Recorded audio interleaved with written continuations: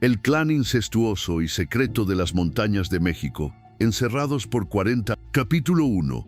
El descubrimiento en la Sierra Madre. En la primavera de 1961, el sol de México, implacable y dorado, se derramaba sobre los escarpados picos de la Sierra Madre Oriental. No era un calor acogedor, sino un horno que cocinaba la tierra y a los hombres que se atrevían a desafiarla. Dos ingenieros del Departamento de Infraestructura del Estado de Nuevo León, Ricardo y Javier, sudaban en sus camisas de algodón, con los rostros bronceados y marcados por el polvo y el cansancio.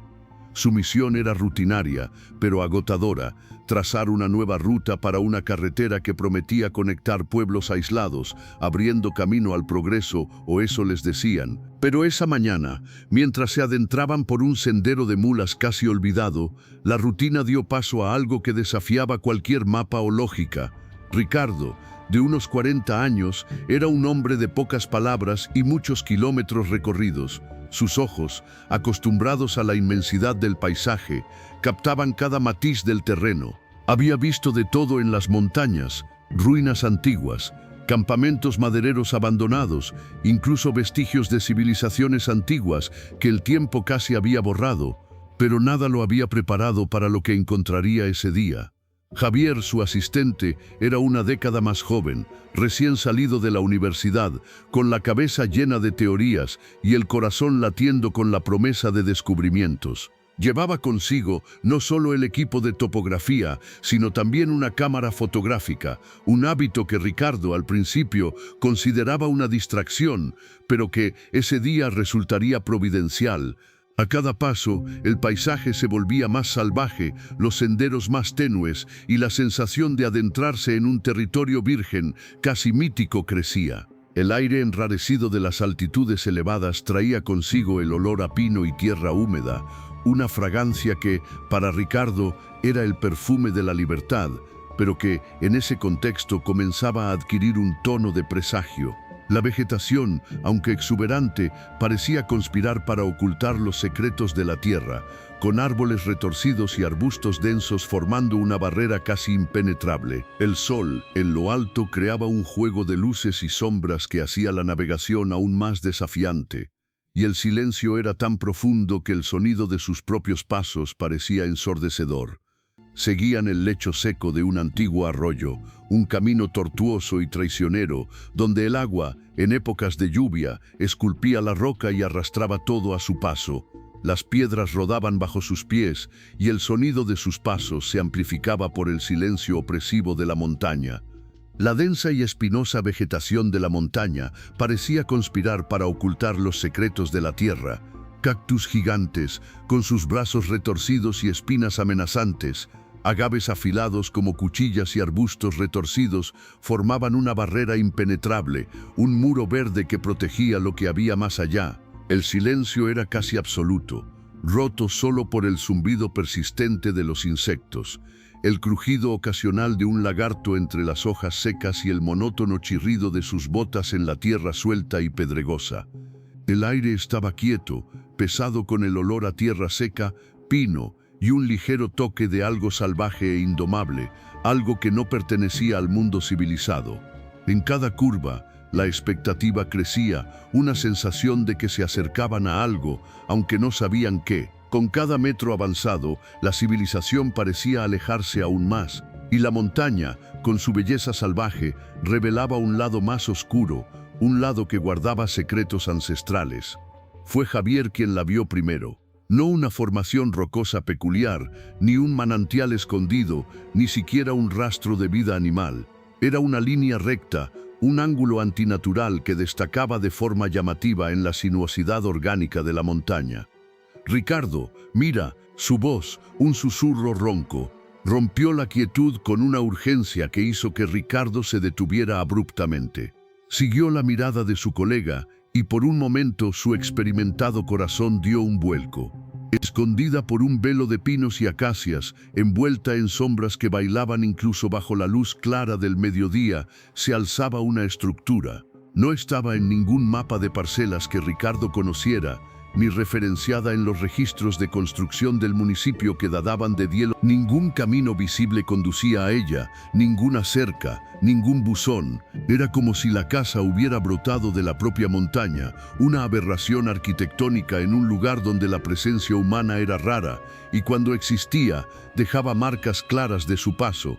Y sin embargo la casa estaba allí, en pie, desafiando el tiempo y la naturaleza, un monumento silencioso a una existencia que no debería ser. La visión era tan incongruente, tan fuera de lugar, que por un instante Ricardo se preguntó si el calor y el cansancio no le estarían jugando una mala pasada.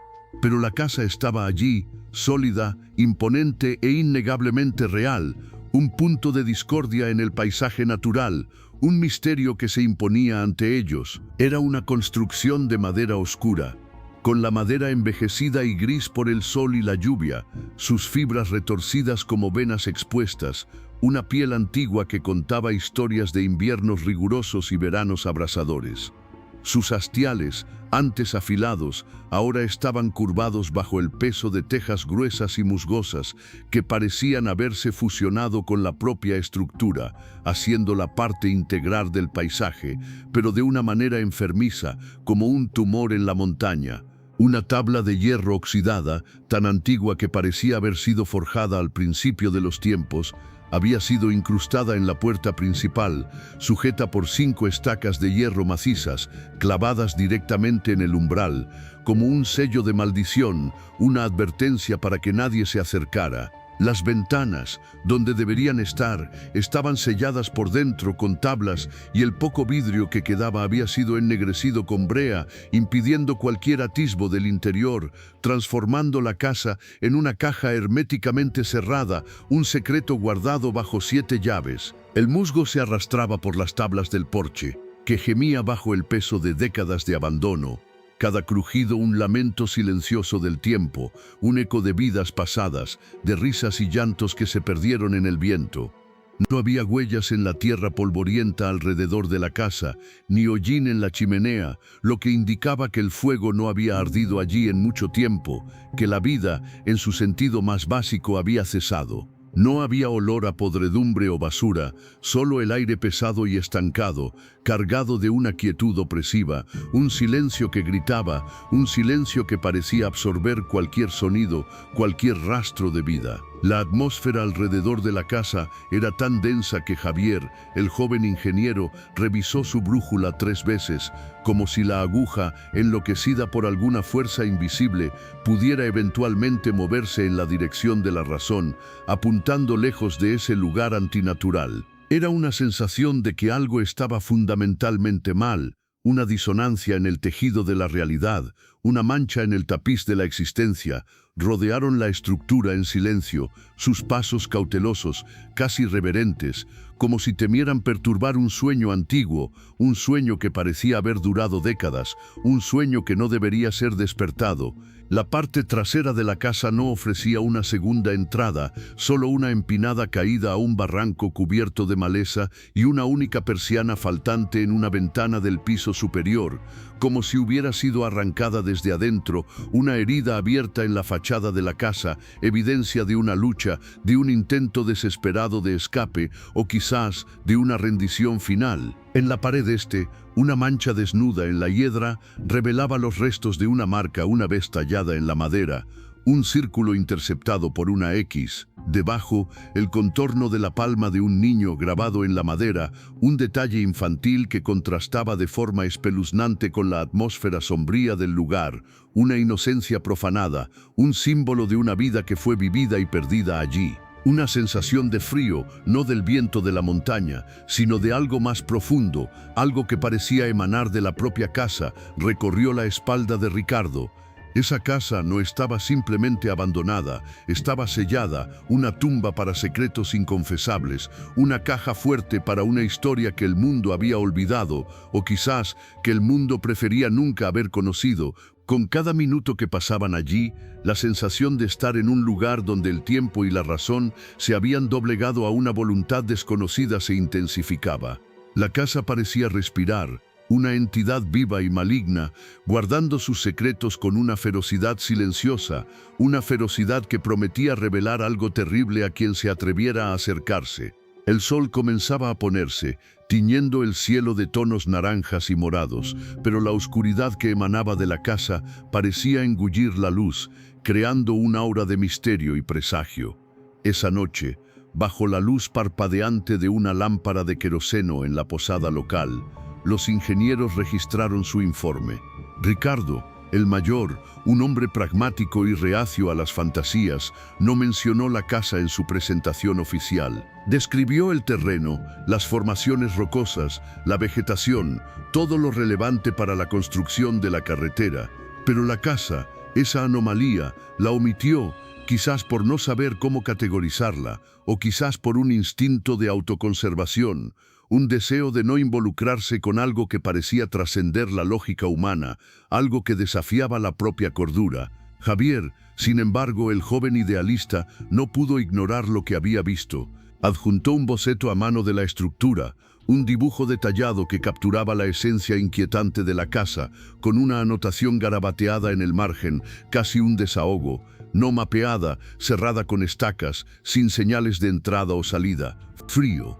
La última palabra había sido subrayada 2 veces, un grito silencioso de alerta, una premonición de que algo terrible había sucedido allí, algo que clamaba justicia o quizás comprensión. Pocos sabían que ese boceto y esa palabra serían el primer hilo de un tapiz de horror y secreto que se extendería por décadas, revelando la existencia de un clan que el mundo había olvidado, o quizás que el mundo prefería nunca haber conocido. La semilla del misterio había sido plantada, y las montañas, con sus antiguos secretos, estaban a punto de revelar uno de sus cuentos más oscuros, un cuento que se desarrollaría lentamente, revelando capas de locura y desesperación, de rituales sombríos y de una búsqueda distorsionada de la pureza. La noche cayó sobre la Sierra Madre, y con ella la promesa de que los secretos de la casa sellada no permanecerían enterrados por mucho más tiempo. El silencio de la montaña, antes pacífico, ahora parecía cargado de susurros, de ecos de vidas perdidas y de una historia que clamaba por ser contada, sin importar cuán terrible fuera. La curiosidad humana, por peligrosa que fuera, siempre encontraría un camino para desenterrar lo que estaba oculto, y el clan López, incluso en su aislamiento, no sería una excepción. El escenario estaba listo para la revelación de un horror que desafiaría la propia naturaleza de la humanidad. Capítulo 2. El interior sellado y los secretos revelados. Semanas pasaron antes de que se tomara alguna medida. El informe de Javier, con su inquietante boceto, había circulado por los pasillos burocráticos del gobierno de Nuevo León, generando más escepticismo que preocupación. Muchos lo descartaron como la fantasía de un joven inexperto, impresionado por la soledad de la montaña, una alucinación causada por el calor y el aislamiento. Sin embargo, la persistencia del INAH, el Instituto Nacional de Antropología e Historia, fue crucial. Para ellos, la ausencia de registros de una estructura de ese tamaño en un área tan remota era, en sí misma, una anomalía histórica que exigía investigación, un agujero en el tejido de la historia que necesitaba ser llenado. La casa, después de todo, no estaba en ningún registro, y su existencia era un enigma que desafiaba la lógica, una pieza faltante en un rompecabezas que nadie sabía que existía. El equipo del INAH, liderado por la Dra. Elena Rojas, una arqueóloga con un olfato inusual para lo inexplicable, y acompañada por 2 hombres de la policía estatal, el sargento Morales y el cabo Ramírez, regresó en junio bajo un sol abrasador que prometía un día largo y arduo. La Dra. Rojas, una mujer de semblante serio y mirada penetrante, sentía una extraña atracción por ese lugar, una premonición de que algo profundo y sombrío les esperaba, algo que se negaba a permanecer oculto. Con cada paso que el equipo daba hacia la casa, la atmósfera parecía espesarse. el aire se volvía más pesado y un silencio casi sobrenatural caía sobre el paisaje, como si la propia montaña estuviera conteniendo la respiración, esperando la profanación de sus secretos. Los pájaros habían enmudecido e incluso el zumbido de los insectos parecía haber disminuido, dejando solo el sonido de sus propios pasos y el latido acelerado de sus corazones. La puerta principal, con su tabla de hierro oxidada y estacas macizas, resistió por un tiempo, gimiendo y crujiendo bajo la fuerza combinada de los policías y el conocimiento técnico del equipo del INAH. El chirrido de la madera vieja y oxidada resonó por el valle, un sonido que parecía profanar el silencio ancestral de la montaña, un grito ahogado de un pasado que se negaba a ser olvidado. El cielo estaba tan inmóvil que uno de los policías, el sargento Morales, un hombre robusto y escéptico, bromeó diciendo que las nubes parecían contener la respiración, esperando lo que se revelaría, como si la propia naturaleza estuviera en suspenso. Al entrar, el equipo fue recibido por una oscuridad densa y un aire estancado, pesado con el olor a mojo, polvo y algo más indescriptible. Algo que recordaba a metal y tierra húmeda, un olor que se infiltraba en los pulmones y el alma. La casa estaba intacta, intocada, como si el tiempo se hubiera detenido dentro de sus paredes, preservando un momento congelado de una existencia extraña. La luz de las linternas bailaba sobre las paredes, revelando la ausencia de cualquier decoración, de cualquier toque personal, de cualquier signo de vida, de cualquier calor humano. Era como si la casa fuera un vacío, un receptáculo para la oscuridad, un lugar donde la vida había sido succionada, dejando solo la cáscara. 11 camas con estructura de hierro, oxidadas y frías al tacto, estaban dispuestas en 3 habitaciones, 6 en la planta baja, 5 en la planta superior. La disposición era metódica, casi militar, sin el desorden natural de un hogar, sin el desorden que la vida cotidiana inevitablemente crea. Cada colchón estaba desprovisto de su funda, sin sábanas ni almohadas, solo la lona cruda, desgastada por el uso, pero extrañamente limpia, como si hubiera sido lavada y secada repetidamente, una señal de una rutina obsesiva. La simplicidad espartana y la cantidad de camas sugerían una comunidad, pero la ausencia de cualquier rastro de vida personal, ropa, juguetes, utensilios, fotografías, era profundamente inquietante. Era como si los ocupantes hubieran desaparecido en el aire, llevándose consigo cualquier rastro de su individualidad, dejando solo la cáscara vacía de sus vidas, un vacío que gritaba. En la planta baja, en la cocina, la chimenea estaba llena de barro seco y ramas, aunque ninguna mostraba signos de haber sido quemada, lo que indicaba que el fuego, el corazón de un hogar, no había ardido allí en mucho tiempo. Junto a la chimenea, una silla alta de madera, pequeña y rudimentaria, estaba atornillada al suelo, su bandeja abollada y oscurecida por algo que no era solo el paso del tiempo, sino una mancha oscura y pegajosa que Ladrán Rojas, con un escalofrío que le recorrió la espalda, identificó como restos de sangre seca. Había una sensación de permanencia, de uso continuo, pero sin el calor o el desorden de una vida familiar normal, una rutina fría y calculada. La ausencia de calor, de vida, era casi tan palpable como el olor a moho, un olor que parecía impregnar cada fibra de la casa, cada memoria, cada secreto. La silla, con su mancha de sangre, era un testimonio silencioso de una violencia que había ocurrido allí, una violencia que se negaba a ser olvidada, una cicatriz indeleble en la historia de la casa. Lo que más sorprendió al equipo fue la ausencia de espejos. Cada superficie reflectante había sido retirada, no solo rota, sino arrancada con una furia casi ritualística, como si la propia imagen fuera una abominación. Incluso los clavos que los sujetaban mostraban signos de haber sido arrancados con fuerza deliberada, dejando cicatrices profundas en la madera como heridas abiertas. La negación de la propia imagen, la imposibilidad de verse, de reconocerse, fue un detalle que estremeció a los investigadores, una anomalía psicológica que decía mucho sobre la mente de los ocupantes, sobre su distorsión de la realidad. ¿Qué se escondía detrás de esas paredes que no podía ser visto ni siquiera por sus propios habitantes? Sería una forma de control, de evitar que los ocupantes se vieran a sí mismos, sus deformidades, su degeneración, las marcas de la endogamia que inevitablemente surgirían, las consecuencias de su búsqueda distorsionada de la pureza. Rojas teorizó que era una forma de aislamiento psicológico, de impedir la formación de una identidad individual, obligando a los miembros del clan a verse solo como parte de un todo, sin reflejos, sin individualidad, sin alma. La casa era un laberinto de negación, donde la realidad externa era filtrada y distorsionada, y la única verdad era la verdad del clan, una verdad impuesta y brutal. La ausencia de espejos era una forma de borrar la identidad, de transformar a los individuos en meros recipientes para la doctrina del clan, en sombras de sí mismos, sin rostro, sin nombre, sin pasado, sin futuro, solo la existencia presente, moldeada por la voluntad del clan.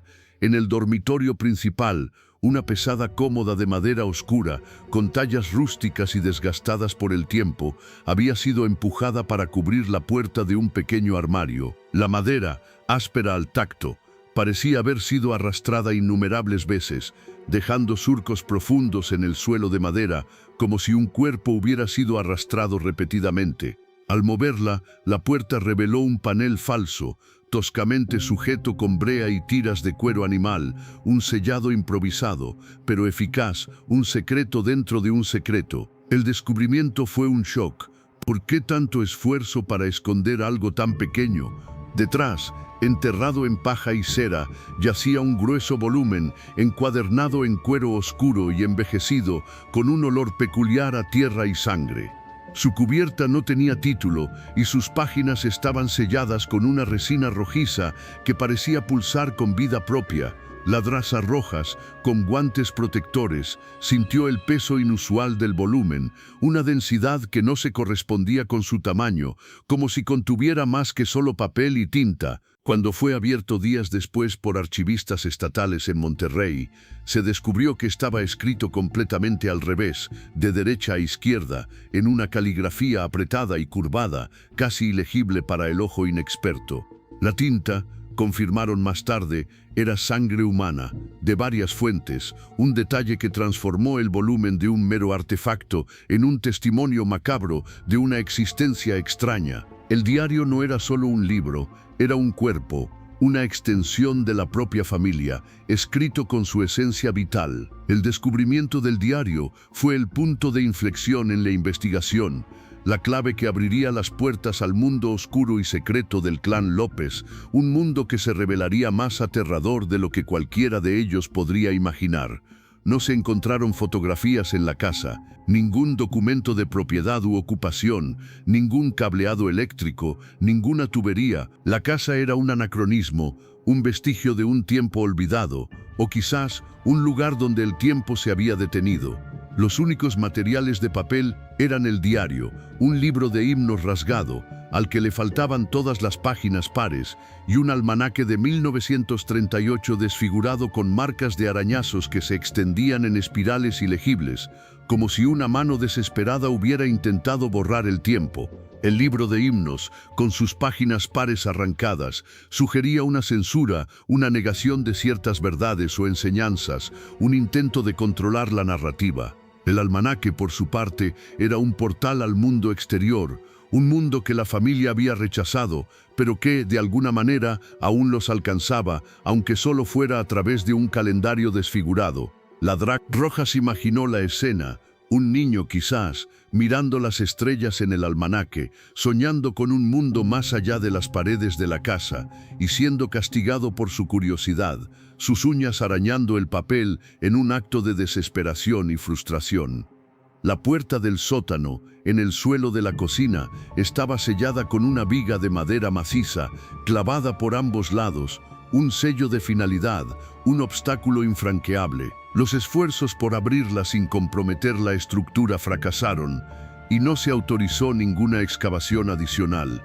El sótano, con sus secretos inexplorados, permaneció como un abismo de misterio, un lugar donde quizás las verdades más oscuras del clan estaban enterradas. No había registro de que la familia hubiera salido, solo que habían dejado de ser contados. Simplemente desaparecieron de los registros, como si nunca hubieran existido. La casa fue silenciosamente reclasificada como un peligro y sellada una vez más, esta vez por el Estado, un reconocimiento tácito de que ese lugar guardaba secretos que la sociedad no estaba preparada para enfrentar. El diario fue almacenado bajo acceso restringido hasta 1998, cuando la jurisdicción fue transferida a un archivo universitario y los documentos fueron reexaminados bajo protocolos de ética psicológica. Pero ninguno de los investigadores, ni siquiera el historiador nombrado por el Estado que catalogó el lugar, pudo ponerse de acuerdo en un detalle: si la casa había sido construida para mantener a la gente fuera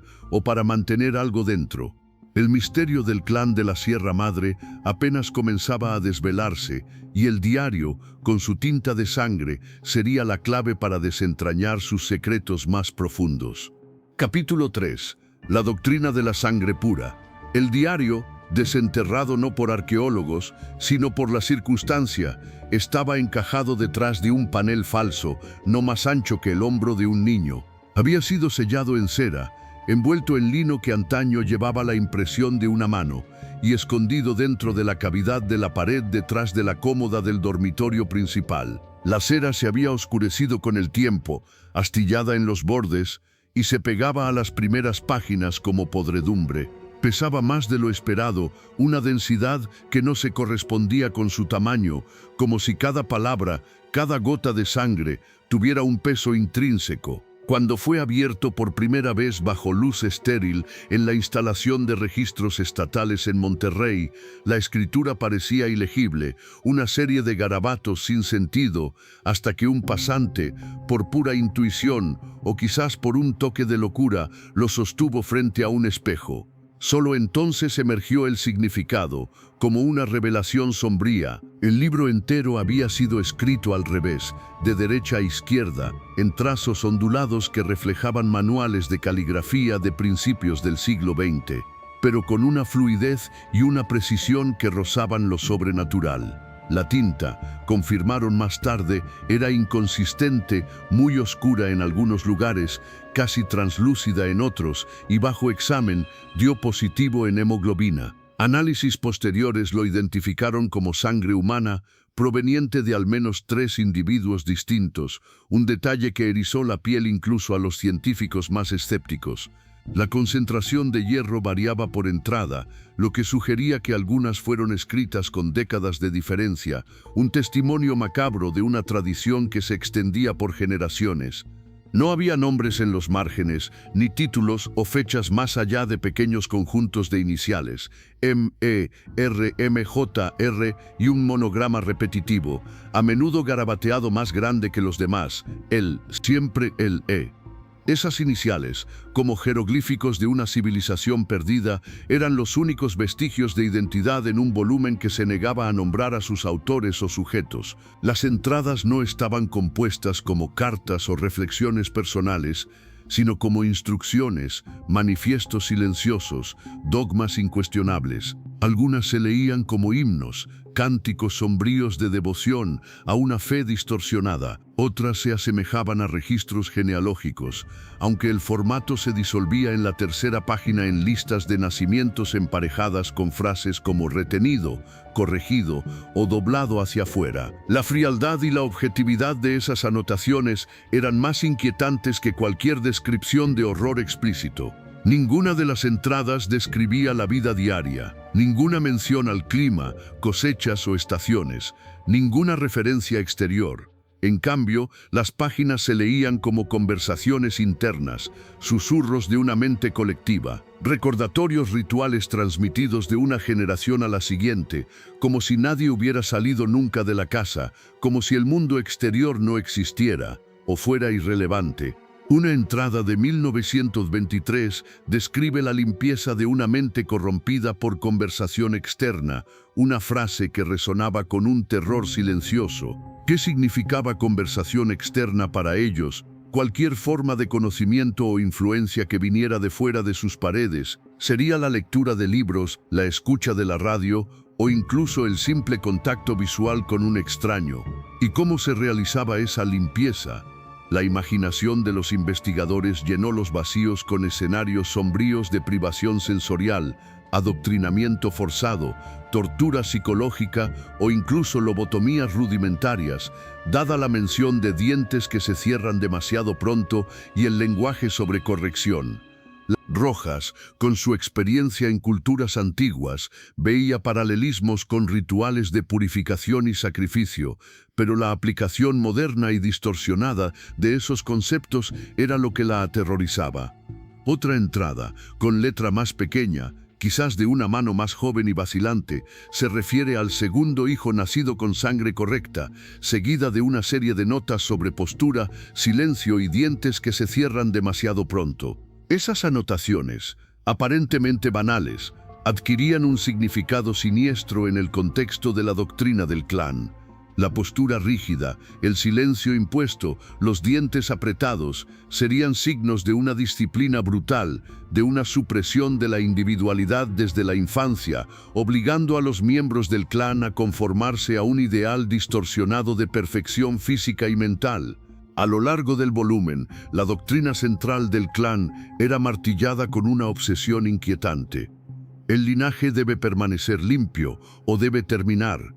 Esa frase, repetida en diferentes caligrafías y con variaciones sutiles, era el pilar de su existencia aislada, la ley incuestionable que gobernaba cada aspecto de sus vidas. Creían que la pureza de su sangre era la clave para alguna forma de salvación o ascensión, una verdad revelada solo a ellos, los elegidos. Cualquier desviación de esa pureza era una abominación que exigía corrección o eliminación. La pureza no era una virtud moral, sino una condición genética, una obsesión por la consanguinidad que los llevó a un abismo de degeneración. Los registros genealógicos, aunque fragmentados y codificados, revelaban un patrón implacable de matrimonios consanguíneos, un ciclo vicioso de reproducción dentro de la propia familia, perpetuando e intensificando los rasgos genéticos indeseables. Las iniciales M, E, R, M, J, R y L, E parecían representar los pilares de ese linaje, quizás los fundadores o los guardianes de la doctrina, figuras casi míticas que planeaban sobre la existencia del clan. La repetición de el sugería una figura matriarcal o patriarcal dominante, o quizás un título transmitido de generación en generación. Las anotaciones sobre los nacimientos, retenido, corregido, doblado hacia afuera, eran particularmente siniestras. Retenido podría significar que el niño era considerado puro y digno de continuar el linaje. Corregido era más ambiguo, quizás indicando algún tipo de intervención o tratamiento para alinear al niño con la doctrina, o quizás procedimientos más brutales para eliminar imperfecciones.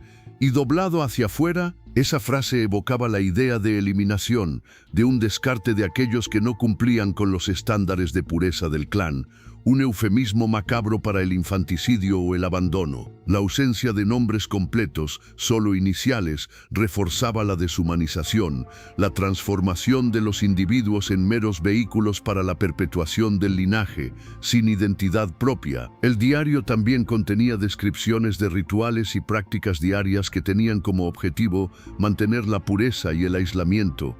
La limpieza de la mente corrompida por conversación externa sugería un control riguroso sobre el pensamiento y la comunicación, quizás a través de largos periodos de silencio, de meditación forzada, de cánticos monótonos o de adoctrinamiento constante, donde la única voz permitida era la voz del clan. Las notas sobre postura y dientes que se cierran demasiado pronto indicaban una disciplina física y mental impuesta desde la infancia, quizás para suprimir cualquier manifestación de individualidad o rebelión, para moldear los cuerpos y las mentes de acuerdo con los preceptos de la doctrina. La vida dentro de esa casa era una existencia de privación y control, donde cada aspecto de la vida era moldeado por la doctrina de la sangre pura. La ausencia de espejos, la falta de contacto con el mundo exterior, la escritura invertida, todo eso contribuía a un universo autorreferencial, donde la única verdad era la verdad del clan, y el mundo exterior era una ilusión peligrosa. El diario no era solo un registro, era un manual de supervivencia, un testamento de una fe distorsionada que había consumido generaciones, un espejo invertido del alma del clan. Y a medida que los archivistas desentrañaban sus secretos, la imagen de una familia encerrada en su propia locura se volvía cada vez más nítida y aterradora. Una historia de horror que se desarrollaba en cada página escrita con sangre y obsesión. Capítulo 4. El clan olvidado. Los registros censales entre 1921 y 1961, aunque escasos e incompletos, contaban una historia silenciosa e inquietante. En cada década solo aparecía un único apellido, repetido durante 3 generaciones, los López. No había mención de cónyuges, ni nombres de vecinos, ni ninguna indicación de que alguien hubiera salido de esa propiedad aislada. Era como si la familia López hubiera existido en un vacío, una anomalía estadística que desafiaba la lógica demográfica y la propia naturaleza de la sociedad humana. La ausencia de registros de defunciones o nacimientos fuera de la casa, la falta de interacción con el mundo exterior, todo apuntaba a un aislamiento autoimpuesto, una reclusión que se extendió por décadas, quizás siglos, en las profundidades de la Sierra Madre, lejos de los ojos curiosos y de la influencia corruptora del mundo exterior. La Drac Rojas y su equipo quedaron perplejos ante la total ausencia de cualquier rastro que indicara una vida normal, una interacción mínima con la civilización. Era como si el clan se hubiera disuelto en el aire, dejando atrás solo el eco de su extraña existencia.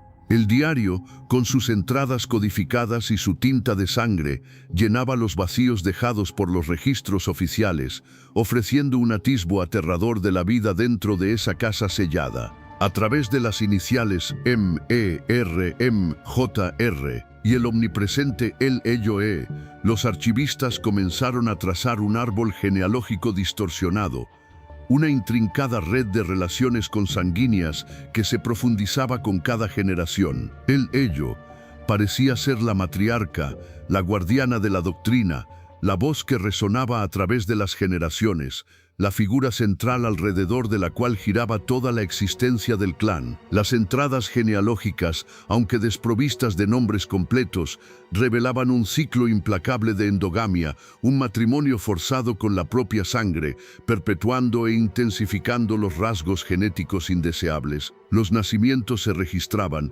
pero el énfasis no estaba en la celebración de la vida, sino en la evaluación de la pureza. Los niños eran retenidos, si se consideraban aptos, un botín genético que debía preservarse para la continuidad del linaje. Corregido era más ambiguo, quizás indicando algún tipo de intervención o tratamiento para alinear al niño con la doctrina, una reeducación forzada, o quizás procedimientos más brutales para eliminar imperfecciones físicas o mentales.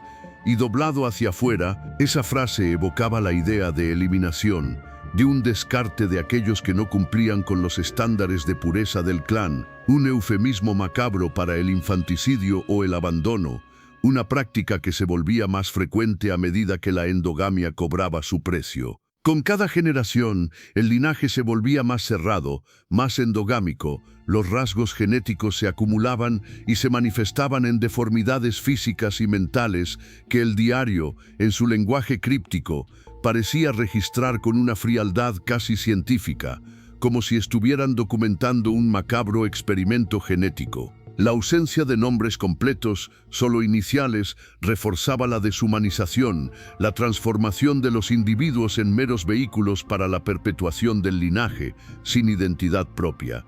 Eran solo piezas en un juego genético destinados a cumplir el propósito de la doctrina, a ser moldeados y descartados según la necesidad de la pureza. Las descripciones de la vida dentro de la casa eran un régimen de control absoluto, una existencia desprovista de cualquier alegría o espontaneidad. El diario no hablaba de eventos externos, de cambios climáticos o de noticias del mundo. La única realidad era la